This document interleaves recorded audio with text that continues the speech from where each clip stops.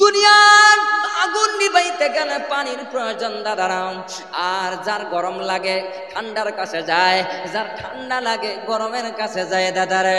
কিন্তু জাহান্নামের আগুন দাদারে বাইরা, জাহান্নামের আগুন এমন একটা আগুন রে দাদা, দুনিয়ার পানির দ্বারাই জাহান্নামের আগুন নিবানো সম্ভব।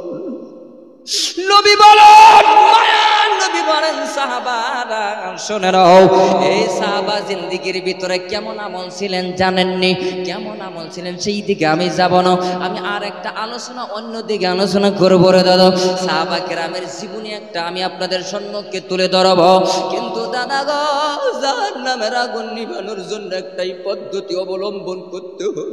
মায়ার নবী বলেন, পৃথিবীর জমিনে যদি আমার উম্মতেরা দুইটা চোখের পানি ফালাইতে পারে আল্লাহর মহব্বতে, কোরআনের ভালোবাসা, আমি রাসূলুল্লাহর মহব্বতে যদি একটা ফোঁটা চোখের পানি ফালাইতে পারে, তাহলে জানিয়ে রাখো মুসলমান, এই একটা ফোঁটা চোখের পানির বিনিময়ে জাহান্নামের আগুন তোমার গায়ে লাগতে পারবে না।